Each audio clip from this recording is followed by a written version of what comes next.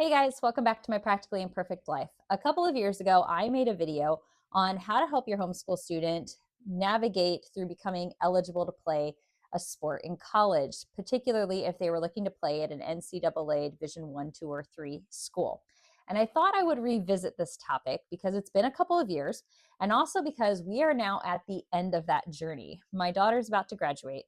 She has been offered a place on a women's golf team at an NCAA Division 1 school. She has been offered a golf scholarship, and we just finished all of the eligibility requirements, getting her amateurism status and submitting all the required documentations and all of the stuff that is required in order for your student to be able to play in college. And I thought I would talk a little bit about some of the things that we had to do, some of the things that kind of came as a surprise or that we had to stay on top of, and give you a couple of examples of some of the paperwork that we had to fill out.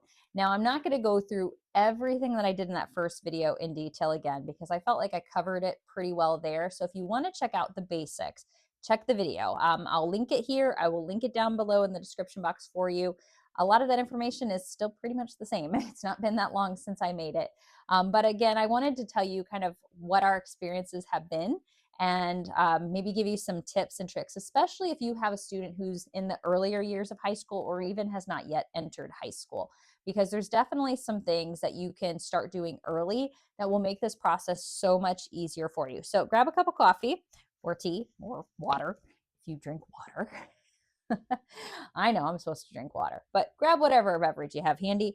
Let's chat about NCAA sport eligibility in college.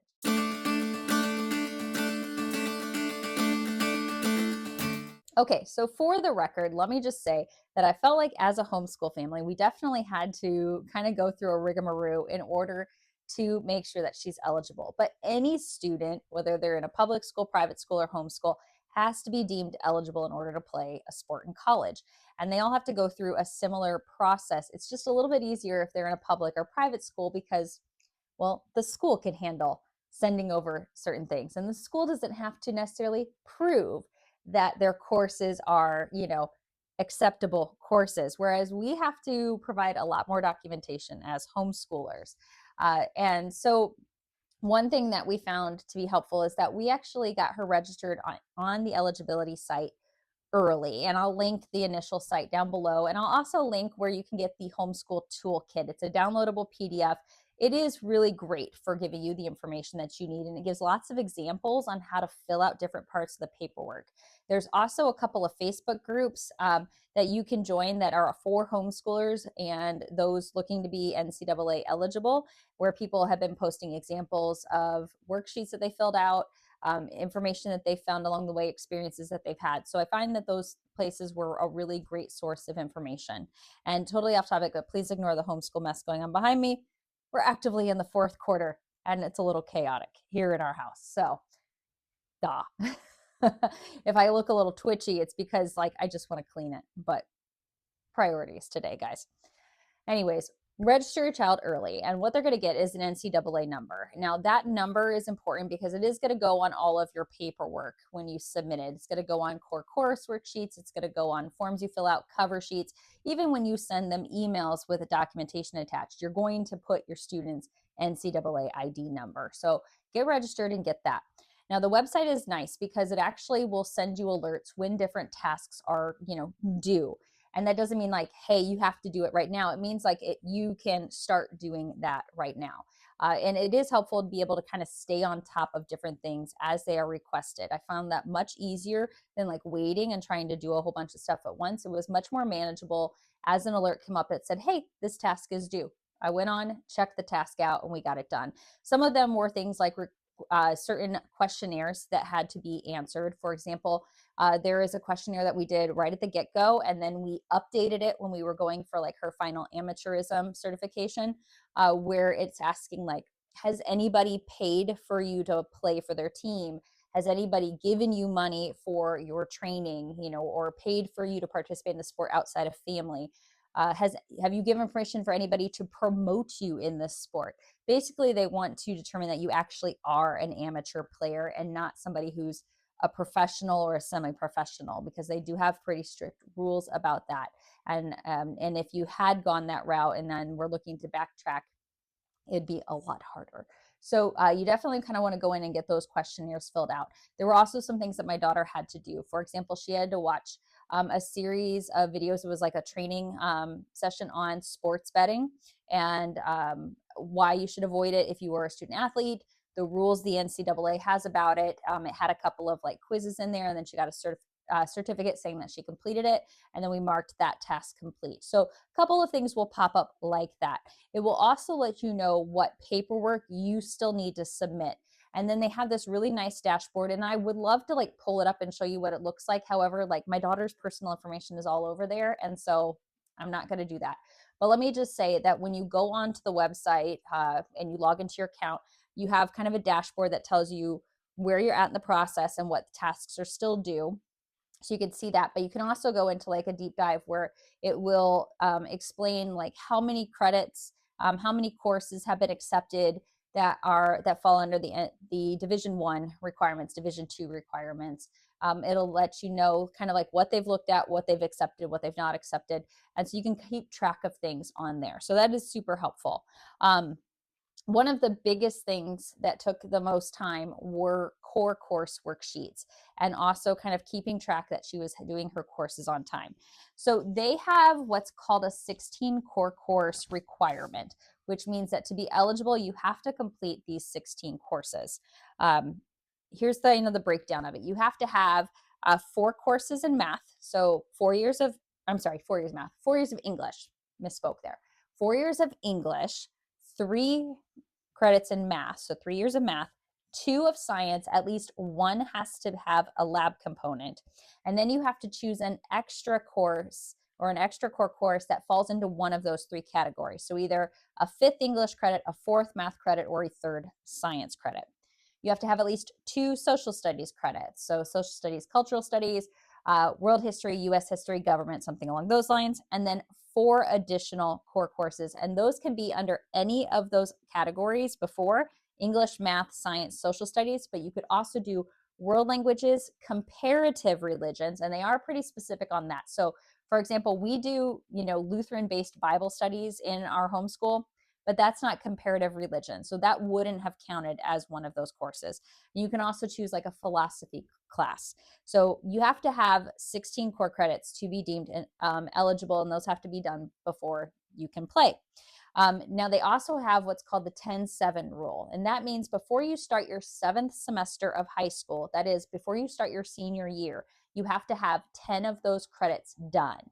So you can't wait until your senior year and cram them all in. You're going to have a hard time being eligible to play right away the following year. And they have, again, in their toolkit, they have an explanation of like, if you didn't meet that requirement, like what the kind of like the penalties would be or the restrictions would be until, you meet their requirements. So let's just say that you want to try to have those 10 core courses done before they start their senior year of high school. Now, to that end, I was really grateful that we started a lot of things early. She did take a couple of courses in 8th grade that counted as high school credits, and we are allowed to submit those. And then we had a really heavy freshman and sophomore years of high school. Like we really kind of packed our schedule. And I'm actually really glad we did that, because not only did we get a lot of these courses out of the way early on, but it also kind of lightened up her load going into her senior year. So there were lots of reasons why I'm glad we actually pushed harder our first 2 years of high school. And while we were still doing tough courses our junior and senior year, the overall load, like the number of classes, was a little bit less. You can submit dual enrollment classes as well. Now with those, you actually have to request a transcript from wherever they're doing their dual enrollment course, and you have to request that to be sent to the NCAA Eligibility Center. So my daughter has taken dual enrollment classes this year from a community college. And so we went and we requested an official transcript to be sent from them to the NCAA. And she has got 4 courses that will be on there. So she's got her English composition, her English literature, her college algebra class, and then she took a philosophy class. So those 4 courses will be submitted as well. And I don't have to do anything extra. I don't have to do a core course worksheet or anything like that for those, they basically look at that and then they will, accept that. Now, those were courses that she got 3 college credits each for, but they count as 1 year of high school credit. So it's like four full course credits that she gets for those. And then I had to submit our first transcript. So I submitted a transcript as to where she was at the time I submitted it. So I sent one halfway through her senior year. So she had her first semester senior classes on there with a grade, and then her ones for the spring say in progress. Now, once she officially graduates, like at the end of May, when she officially graduates, I will send a final transcript as well. And that is going to provide proof of graduation. So it's going to have her actual graduation date on it. And that's another thing you have to make sure to submit. You have to tell them that your student has actually graduated. SAT, ACTs, you need to have your SAT, ACT scores sent to the NCAA. So my daughter took her SAT last year, and so we have had that sent to them as well. And with the SAT, ACT, I thought this was kind of interesting. They actually have a requirement that your SAT, ACT score has to kind of correlate with your overall GPA. In other words, if you have a 4.0 GPA, but you bombed your SAT, they're going to ask about that, because how is it that you're acing all of your high school classes, but you can't pass the SAT? They have a list that kind of tells you their correlation. Like if this is your GPA, this is the minimum that your SAT or ACT score needs to be. So you want to kind of look at that, because you want to kind of keep track of what your student's GPA is, where they're at with that, and then look at how they score on those tests. And if they score really low on the SAT, ACT, or if they score below where they should be at based on what their GPA is, you might want to reconsider taking those tests again and then submitting a new score. So that is something to think about. Now, we did an SAT prep program, and we really liked it. It was well worth the money, in my opinion. I can link the video about the one that we did. I did like a review of it and what we thought. And I would recommend that. I thought it was worth the money. They're not cheap. SAT prep programs are not cheap, but I felt like it was very helpful. It definitely helped her stay on task throughout the whole school year, reviewing on her own time for the SAT, and then she did very, very well on it. So thankfully, that correlates just fine with her GPA, because she has a really high GPA as well.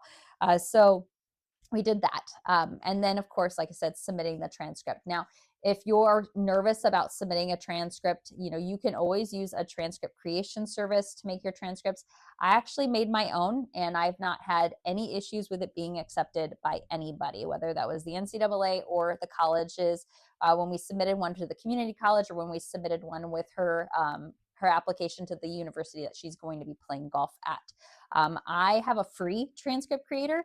It's linked down below. If you go to my Buy Me a Coffee shop, so that's always in the description box, you can download it for free. I have a video, and I'll link that too, that tells how to use it and kind of what features it has.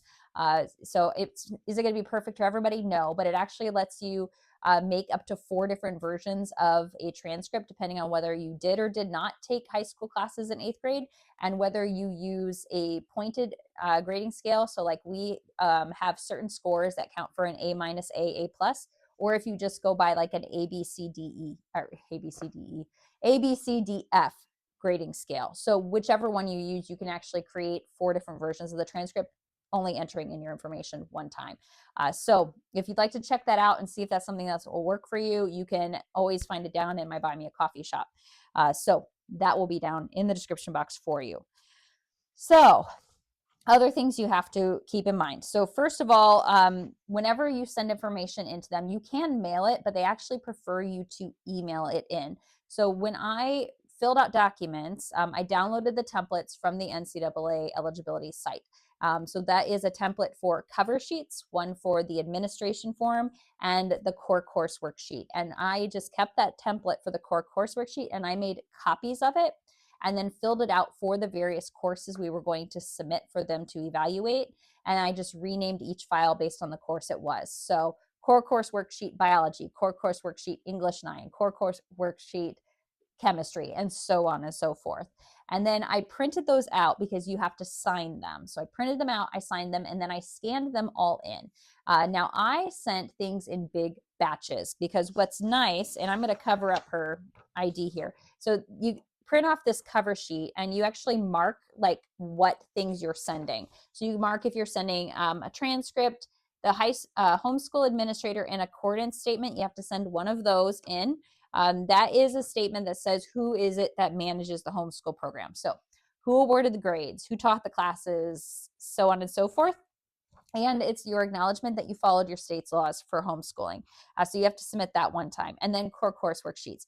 There's another spot on here where you can put proof of graduation with graduation date. So for example, at the end of our school year, I will send a final transcript that will have that graduation date on there. So that will be on there. And then if you're sending other documents, they have a note on here to remind you that they will evaluate it after all required documents are received and when an evaluation has been requested by an NCAA school. So once she had an offer made to her by the school, which happened last summer, then we basically made sure we were sending all of the stuff in so that way they could start to evaluate it. And then it lets you know that the review will take some time. Now, when I submitted this, so I scanned all of this in and I emailed it in, I got a confirmation email that said, we've received your documents. Hey, here's a reminder on some things, and that I'll get notified as things are getting looked at. And I can, of course, go to her dashboard and I can watch for things on there as well. So that's basically what we did. We just watched for the dashboard to change and kind of making sure that everything looked okay there. So you send in a cover letter with anything that you're sending in. The administrator and accordance statement, and again, it's kind of hard because it's got so much of my personal information on here. So quick glance, this form, what it's going to have you put on here is you're going to acknowledge the things that are true. So it says, I administered the homeschool program in the following ways, check all that apply. So did you teach the classes, evaluate the coursework, award grades and credits, and manage the whole homeschool program? Now, in our scenario, the answer is yes to all of those. While some of the stuff is kind of more independent study, I mean, I was the teacher, right? I was the one who was guiding her through these programs. And in a lot of cases, you know, we were doing some direct teaching. I evaluated her coursework. I'm the one who graded things. I'm the one who determined what things were worth. Even though there were recommendations from the different curriculum companies and tests provided and all of that stuff, I'm the one who decided how we determined her overall grade, how things were weighted. I awarded the grades and the credit. So I decided which courses were worth a full year credit and which ones were half a year credit. And I managed the homeschool program. So, I mean, this is our homeschool. So you put in your information, email, phone number, you sign it.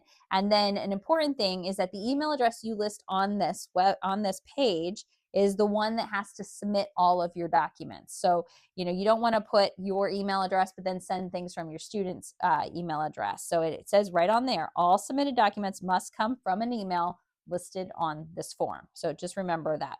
If you work with an umbrella program, you have to provide that information and their email as well, because that umbrella program might be submitting information for you. And then you mark the grades that they homeschooled. And then when did they start ninth grade? So the start of ninth grade is really important because, again, they're going to watch for you to hit that 7th semester and have those courses done. So the clock starts when you said they start ninth grade. So you want to make sure that you kind of have kept track of when your ninth grade year started. And then you sign and you send it in. So there's that one. Then you want to make sure you send in a transcript. So I'm going to try to cover this. So yeah, so personal information on there. So this is what like my transcripts look like when they come out. So at the top is like the personal information, and then it's got all of the different courses, the credits, the grades on there. This lists our grading scale because NCAA does want you to include your grading scale on the transcript. So they want to know how it is you determined if it was an A, B, C, or D. They want to see, you know, how many credits you did. They will not look at weighted GPA. They're going to look at your unweighted GPA. So my transcript shows both. It shows what's weighted and what's not. And it also denotes which classes are considered weighted courses. It says right on there that honors, AP, and dual enrollment classes are considered weighted. And then I also put in my little commentary box at the bottom, I listed which courses were dual enrollment courses. So if you have a dual enrollment course on the transcript, it needs to list the name of the course, like what it was that they took. So for example, she took English composition and it was ENGL 111. So that is what that course is listed at. It's not listed as English 12, right? Even though she took it in her 12th grade year. The actual name of the course is what is on the transcript, along with that identification, the ENGL 111, like what the actual course is. So that shows that it's a dual enrollment course, and that needs to match up with what is listed on the transcript that the college is sending. So bear that in mind. Don't come up with a whole new name for these courses. List them exactly as they took them in college and have that on there. So I sent that as well. Then the core course worksheets. This is the part that I'm not going to lie, it's just a pain in the butt. There's not a nice way to say it. It just is. Because you have to make one of these up for every core course you're submitting. So if you're not doing any dual enrollment, that means you have to do 16 of these. Now, as I mentioned, she has 4 dual enrollment classes. So technically, I only had to submit 12. I submitted 15. Why? Because I wanted to make sure we had a few extra in there in case there were any concerns or any that they rejected. I thought, well, you know what? Technically, this falls in a core course category. So let's submit it to make sure that we're, we're covering ourselves here. So I wanted to make sure we did that. And so I submitted core course worksheets for all of the math classes that I had her take, all of her years of English, all of her science classes, her history classes, and then a philosophy class that we had her take. So some of these were more traditional programs, with a textbook and tests, and some of them had online program components and things like that. Some of them were non-traditional. I mean, if you've followed my channel for any length of time, you know that we have used a lot of guest hollow programs. And that is a question I got a lot, was like, how do you do that if there's no like textbook and things like that? So we actually did that for her botany class and for her government class to submit those. And it's all in how you fill these out. So a core course worksheet, you're going to choose which category things go in. And then does it meet the curriculum meets the high school graduation requirements in one or more of the following subject areas, and it'll list them: English, math, science, social science, world language, comparative religion, or philosophy. And then you have to acknowledge that it meets college preparatory criteria for content. For example, standards, learning objectives, competency, and a rigor of performance tasks and assessments, applications of skills and concepts, strategic and extended thinking, as established in the high school review policies and procedures. Now, that is a live link on the PDF. You can actually go and you can see their whole list of policies. In other words, they just want to make sure that this was like, work, that you weren't just giving them a book to read and letting them go off on their own, and like you didn't assess them in any way. So it is kind of something to think about when you're designing your courses here. Then you have to put what your grades are based on. So this is the breakdown of how you determined their grade. It's not a grading scale, but in other words, what things did you add together to figure out their grade? Like what percentage of their grade did tests count for, or essays count for, or daily work count for, narrations count for, lab components?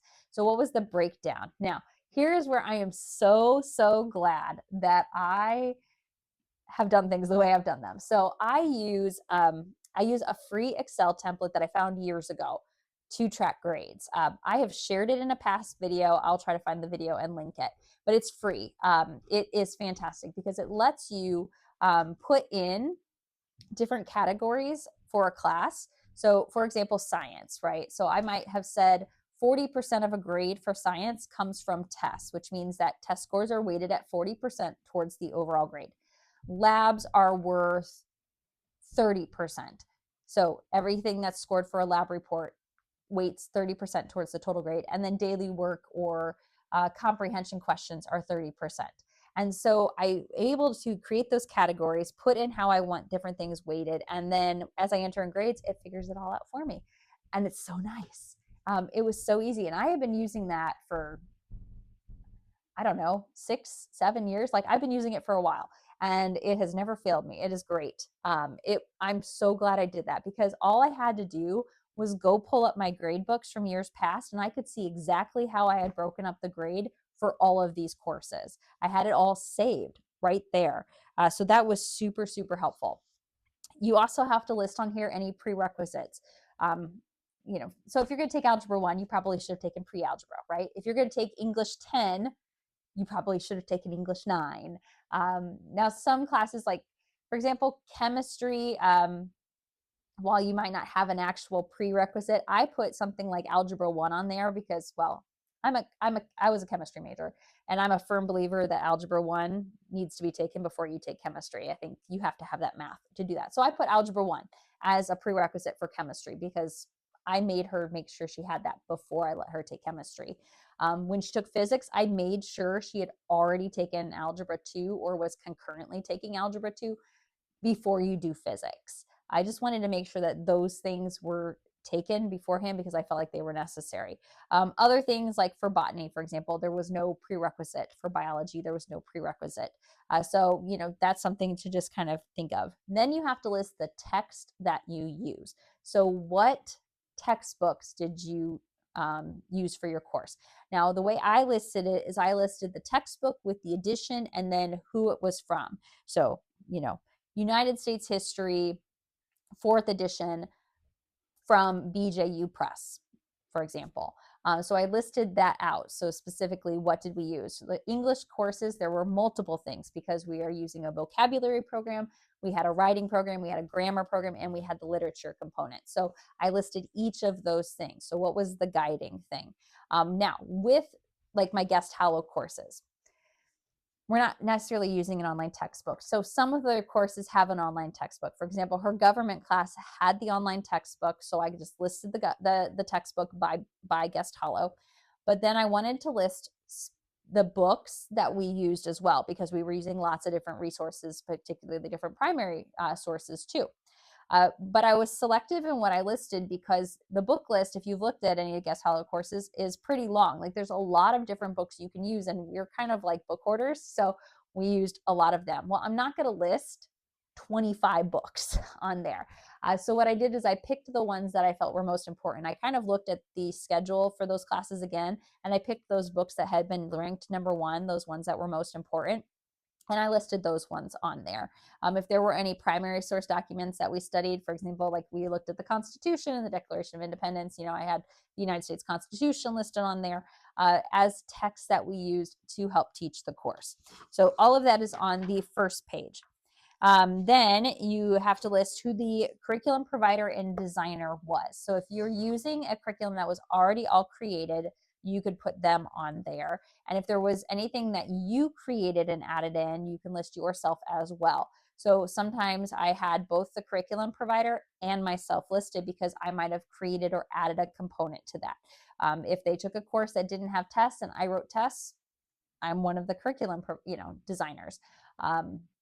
If I adjusted things and put things together, like her English courses, we had those different companies, right, that produced the different material, but I'm the one who figured out how to put it all together. So I listed myself on there too.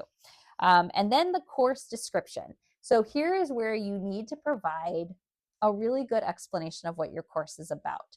Now, I did a video on how to write a course description. I'll link it. You're going to have a whole bunch of links down below. So I'm not going to go through how to write that again because I went through how I approach it. You can also even, I hate to say it, but you can ask like something like ChatGPT, like to help you write a course description about this particular curriculum. But most pre-made curriculum have some sort of a good quality course description, either included in their textbook or on their website. Even something like, for example, like Apologia, they have live classes where those teachers have written a syllabus, and you can download the PDF of the syllabus and get an idea of how they wrote their course description. And so you can use those for inspiration to write your own. So I actually, on our Excel sheet where I keep all of the grades, there's a spot at the top of each one of those areas for me to put a course description in. So each year I went ahead and I wrote the course description for the courses we were going to take for that year. And so since I had them all written, all I had to do was copy and paste. But definitely, if you were doing this from scratch, it might take some thought, especially since you want to express the academic rigor of your course. like I'll read off just a couple of examples here to see, give you an idea like what I wrote. So let's just do a couple categories. So U.S. history, which took U.S. history.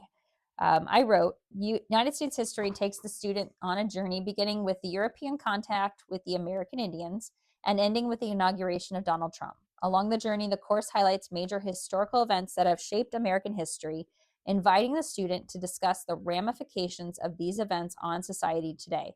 The student is prompted to propose solutions to social issues, make informed choices about local, state, and national matters, and assess individuals, events, and movements. In addition to chapter exams, quizzes, and essay assignments, the student is required to complete 2 semester-long projects. For one of our non-traditional courses, like we did botany from Guest Hollow. So this was one that I put that I was one of the creators here. I wrote, botany is the scientific study of plants and their relationship to the environment. In this course, the student will investigate the growth, reproduction, anatomy, morphology, physiology, biochemistry, taxonomy, genetics, and ecology of plants. Applied topics include human uses of plants in agriculture, commerce, medicine, and ecology. Experiments and labs are included to enhance the understanding of topics covered. Student will complete daily short writing exercises to demonstrate understanding of content. This course is designed for the college-bound student. And when I said daily short writing exercises, that's how I described our narration journals that we used for that course. And then let's do maybe an English one for you. And if there's any particular courses, like I said, I did 4 years of English. I did algebra, geometry, algebra 2, pre-calculus. I did biology, chemistry, botany, physics, philosophy, U.S. history, U.S. government, world history. I think that's all of them. I hope I'm not forgetting to say one, but let me do, okay.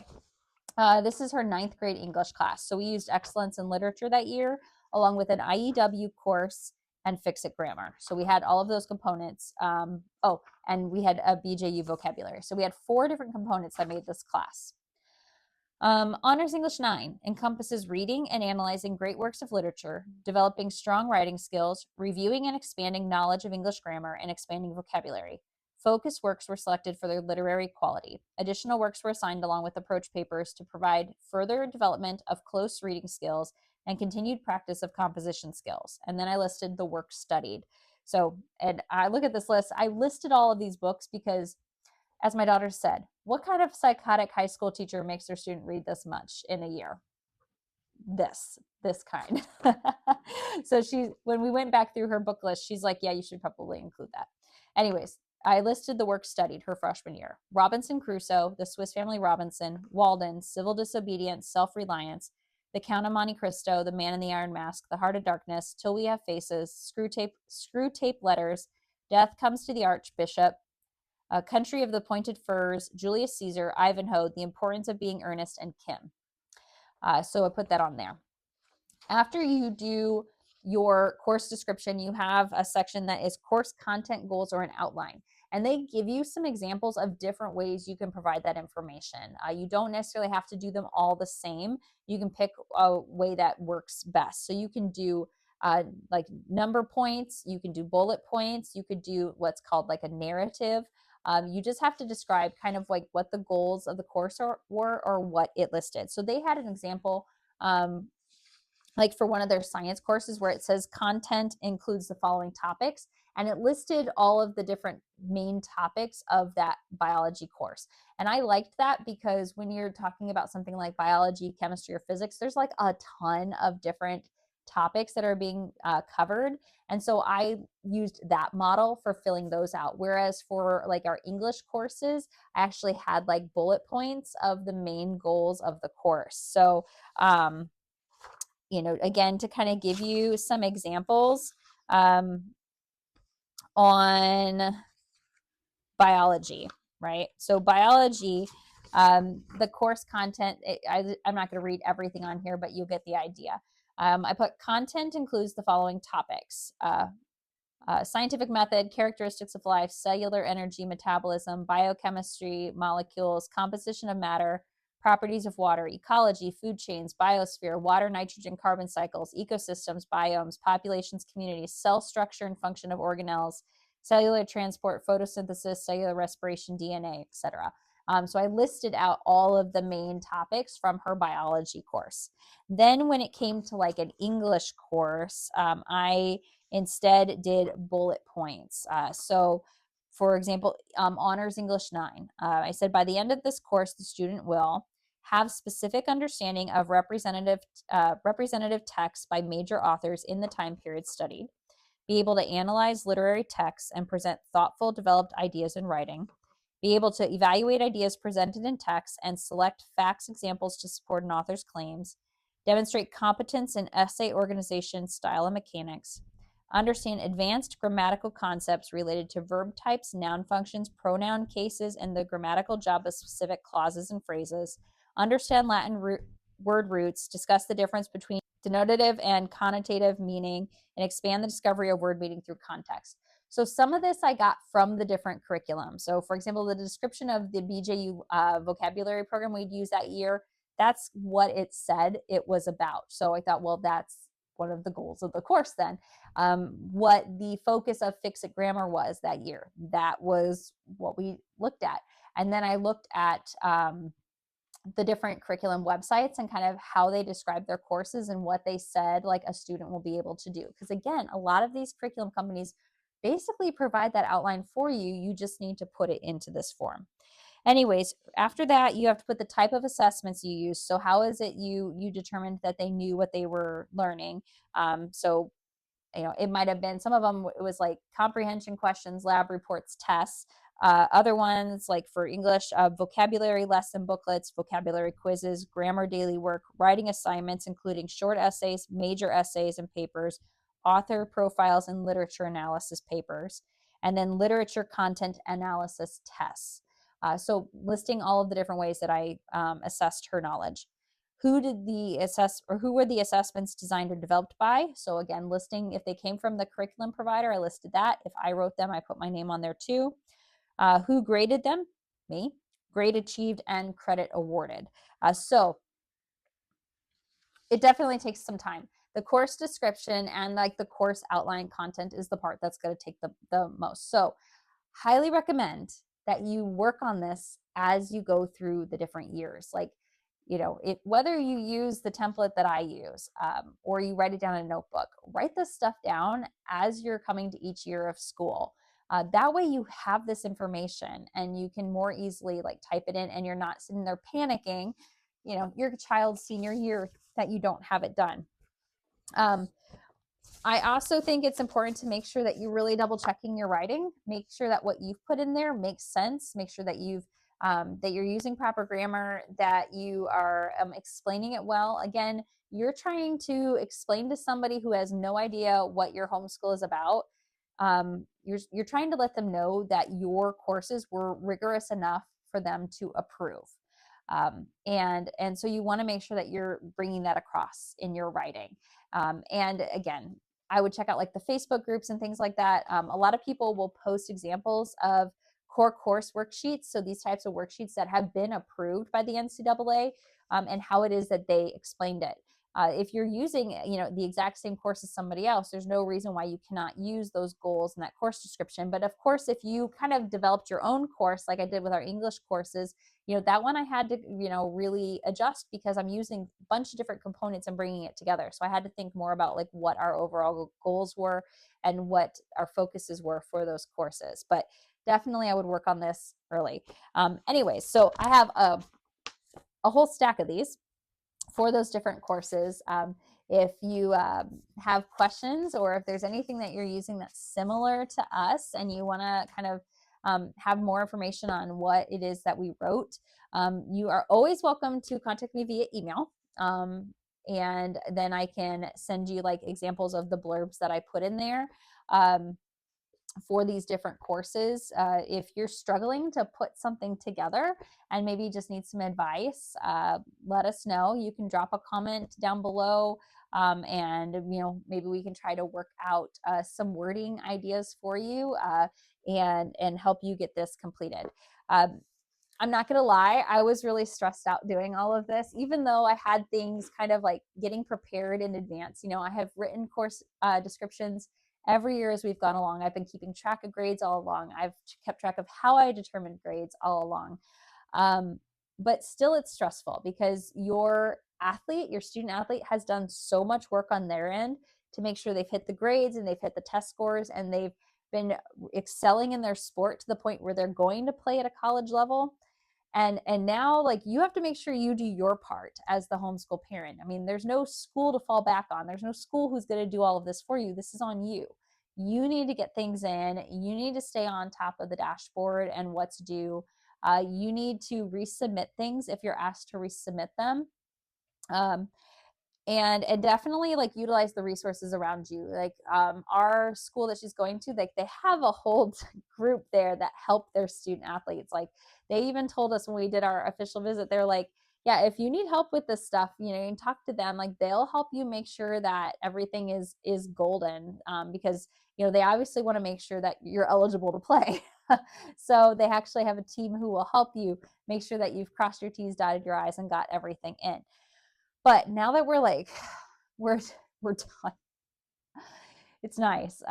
We just got to remember to send in a final transcript at the end of the year, and we'll have the college send one more transcript too when she finishes the last of her dual enrolled courses at the end of the school year. So yeah, it's been a wild ride, but so glad that we did our research early and that we prepared along the way. So prepare early, and stay on top of it. That's my best advice. It will help so much. Anyways, if you have questions, if you want to, like I said, if you want to hash out how to write something, if you have questions about the curriculum, let me know.